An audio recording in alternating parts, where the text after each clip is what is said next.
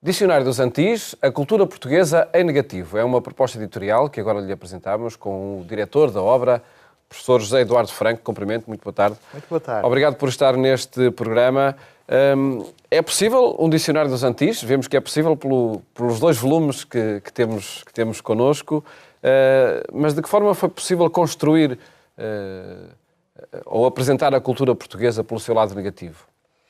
O lado negativo também é produtor de cultura. Os momentos de oposição, de crítica, de conspiração, que, entretanto, ao longo da história, procuraram, nas suas dinâmicas e nos seus projetos de afirmação por oposição ao outro, àquele que pensa diferente de nós, ao outro institucional, pessoal, político, religioso, afirmaram-se construindo uma visão negativa desse outro. E esses movimentos antis e essas estratégias de argumentação e toda essa produção de cultura negativa é que foram produtores daquilo que eu chamo o oceano de estereótipos que minam o nosso universo mental, cultural e condicionam a visão do outro.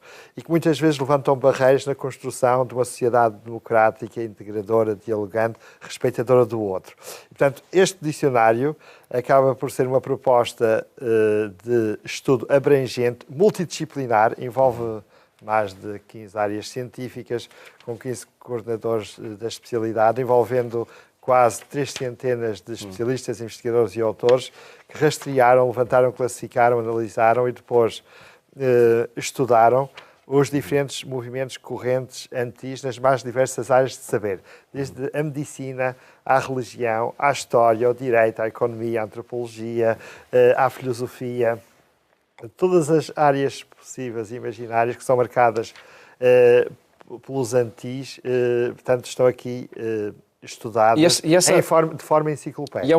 E é uma metodologia acertada para chegar ao conceito, desde logo o primeiro que estou a ver, anti-abolicionismo, não é?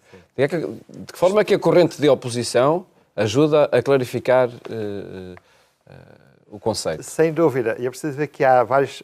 A tipologia de antis, as tipologias antis estão muito diversificadas. E há aqueles antis que eu chamo os antis negativos e os antis positivos. Também há antis positivos. Exatamente. Porque há antis construtores da democracia e da dignidade humana e há antis desvirtuadores da dignidade da pessoa e de uma construção de uma sociedade harmónica. Um exemplo, o anti-abolicionismo, que há toda a crítica que é escrito pelo professor Jerónimo Trigo, portanto, estuda todo o processo de luta para a abolição da pena de morte.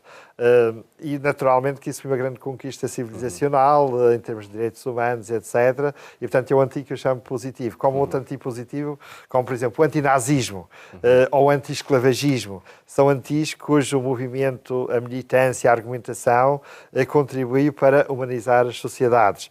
Agora temos os antis negativos, esses que são os mais abundantes. Se calhar chegamos aí aos antirreligiosos exatamente. Rapidamente. Temos os antirreligiosos, temos os antis políticos, e aí é um verdadeiro jogo de espelhos, como o anticlericalismo, o antijesuitismo, mas também temos o antissemitismo, o antijudaísmo, o anti-islamismo. Portanto, há uma diversidade aí de antis extraordinários que marcaram um combate, uma cultura de combate que desvirtuou o outro e foram produtores de intolerância a vários níveis.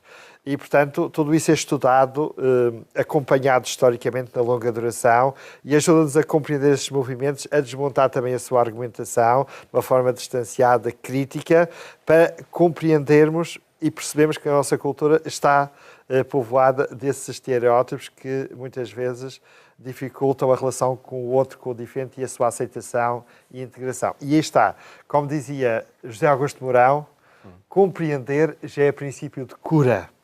E se nós fizermos também no caso dos antigos. Exatamente, se fizermos este exercício de compreensão, ultrapassaremos aquilo que eu chamo o conhecimento do outro através de estereótipos. Mas os estereótipos são sempre simplificadores, redutores e acabam por, esses sim, suscitar a intolerância e o ataque gratuito, etc. Através do conhecimento complexo, profundo, um chamado conhecimento, um exercício de cultura autêntica, ajuda-nos a compreender o outro na sua complexidade, a compreendê-lo, a aceitá-lo e a integrá-lo e a termos uma relação saudável. Portanto, é um dicionário que pretende, no fundo, ajudar a construir uma democracia mais madura. Nessas diferentes tipologias, fale-nos da religiosa. Os vários antis que aqui são apresentados mostram, de facto, essas correntes de oposição às várias igrejas. No universo religioso, os antis perduraram como no universo político. No universo político temos, por exemplo, o anticomunismo, o antimaçonismo, o antirrepublicanismo, o antiabsolutismo, que estão aqui também tratados, mas no mundo religioso, então, os antis são a marca dominante. Temos desde o anti-islamismo, o anti-cristianismo, o anticatolicismo, o antiprotestantismo. Portanto, as religiões muitas vezes afirmaram-se também por oposição umas às outras e criaram depois uma figuração negativa desse outro que queriam combater. E nós estamos no século XXI, aprendemos muito com a história e estamos num século em que somos chamados a construir uma humanidade mais integradora, mais tolerante e respeitadora da diversidade religiosa. Aliás, o Papa Francisco tem sido um arauto, como já foi o Papa João Paulo II, dessa procura de harmonia entre as religiões, tornando-as construtoras da paz. Ora, e é preciso então conhecer toda essa herança negativa, de construção negativa do outro religioso.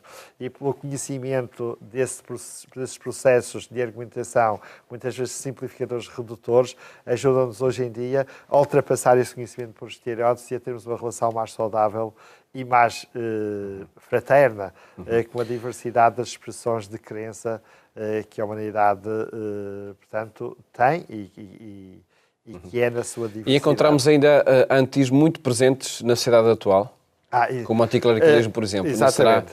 Os antis e a herança anti têm momentos de adormecimento e de ressurgimento. E atualmente nas sociedades contemporâneas há ressurgimentos que podem se tornar altamente destrutivos, perigosos, etc. Nomeadamente no universo religioso, como o anticatolicismo, que muitas vezes é muito forte, o anticlericalismo, mas também temos o ressurgimento de movimentos nazis em diferentes pontos